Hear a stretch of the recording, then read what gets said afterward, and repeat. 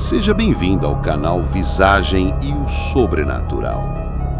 Antes de mergulhar nessa história sombria, já deixa o like e inscreva-se agora para não perder nenhum conteúdo assustador. E agora, sem enrolação, prepare-se.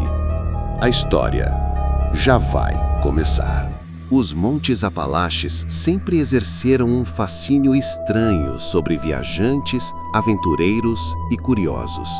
Suas florestas densas, suas montanhas antigas e suas trilhas sinuosas carregam séculos de histórias, algumas contadas, outras apenas sussurradas pelo vento entre as árvores. Para muitos, os Apalaches são um convite à contemplação. Para outros, um lembrete de que a natureza guarda segredos que não precisam ser descobertos. E foi exatamente esse misto de mistério e beleza que atraiu Elias Monteiro, um fotógrafo amador de 32 anos, apaixonado por trilhas e por lugares que pareciam intocados pelo tempo. Ele havia passado meses planejando sua viagem. Pesquisou rotas, estudou mapas, leu relatos de outros trilheiros. Mas, como sempre, ignorou as partes que falavam sobre sensações estranhas, sons inexplicáveis e presenças silenciosas que alguns caminhantes juravam ter encontrado. Elias não acreditava em nada disso, ou pelo menos achava que não acreditava. Ele iniciou sua trilha ao amanhecer. O ar estava frio, úmido, e a névoa se arrastava pelo chão como se tivesse vida própria. As árvores, altas e retorcidas, pareciam observá-lo enquanto ele caminhava, mas Elias estava animado demais para se deixar impressionar. Tirou algumas fotos, ajustou a mochila e seguiu adiante. A trilha era estreita, coberta de folhas secas e galhos quebrados. O silêncio era tão profundo que o som de seus passos parecia alto demais. Ainda assim, ele avançava com confiança. Até que ouviu o primeiro som. Um estalo seco, como se algo ou alguém tivesse pisado em um galho logo atrás dele.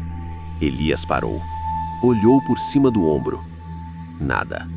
Provavelmente um cervo, murmurou para si mesmo, tentando ignorar o arrepio que percorreu sua nuca.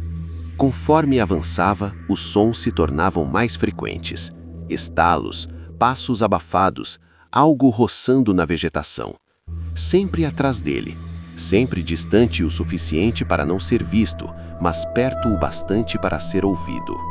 A cada vez que Elias parava, o silêncio voltava, pesado, sufocante. Ele tentou se convencer que era apenas a fauna local. Os Apalaches eram cheios de vida selvagem, mas havia algo errado. Os sons eram ritmados demais, quase intencionais.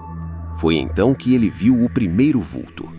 Entre duas árvores, uma forma escura, alta, imóvel. Elias piscou e a figura desapareceu como se nunca tivesse estado ali. Seu coração acelerou. Ele respirou fundo, tentando se acalmar. Talvez seja só a névoa, pensou, ou minha imaginação, mas a sensação de estar sendo observado começou a crescer dentro dele como uma semente de inquietação. A floresta parecia mudar conforme ele avançava. As árvores ficavam mais densas, os galhos mais retorcidos. A luz do sol mal conseguia atravessar o dossel. A névoa, antes suave, agora parecia mais espessa, quase sólida. Elias começou a sentir que estava entrando em um lugar onde não deveria estar. Foi então que ouviu um som diferente.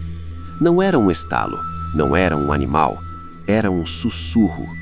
Baixo, arrastado, como se alguém estivesse tentando chamá-lo pelo nome, mas sem voz o suficiente para completar a palavra. Elias congelou. O sussurro veio novamente, desta vez mais perto. Elias girou o corpo rapidamente, levantando a lanterna mesmo com a luz do dia. O feixe iluminou apenas árvores, névoa e sombras. Mas uma dessas sombras se moveu. Não rápido, não de forma agressiva, apenas deslizou para trás de um tronco, como se estivesse se escondendo. Elias sentiu o estômago revirar. A partir desse momento, a trilha deixou de ser um passeio e se tornou uma fuga silenciosa. Ele acelerou o passo, tentando manter a respiração sob controle, mas quanto mais rápido caminhava, mais os sons o acompanhavam. Passos atrás dele, vultos ao lado, sussurros que pareciam vir de todos os lugares ao mesmo tempo. A floresta estava viva e consciente. Elias tentou racionalizar.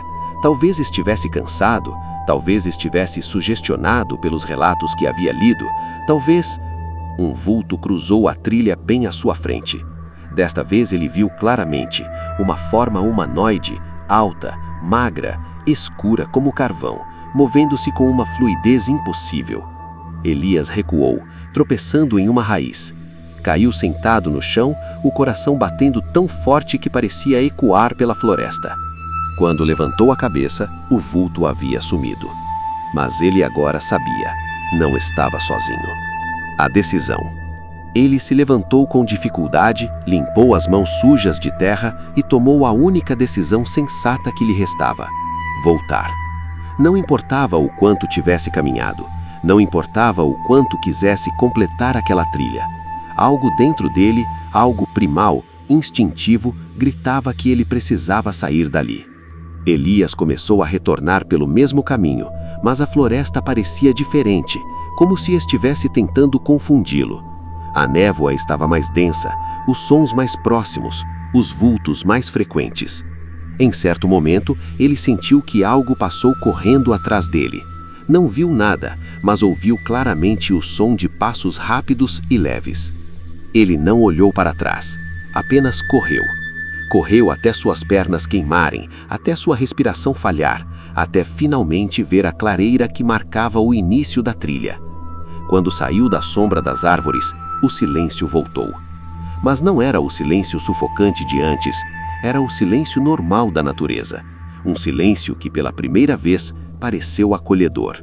Elias caiu de joelhos, exausto, mas aliviado. Ele não sabia o que havia encontrado na trilha, não sabia se eram espíritos, animais, ilusões ou algo que não tinha nome.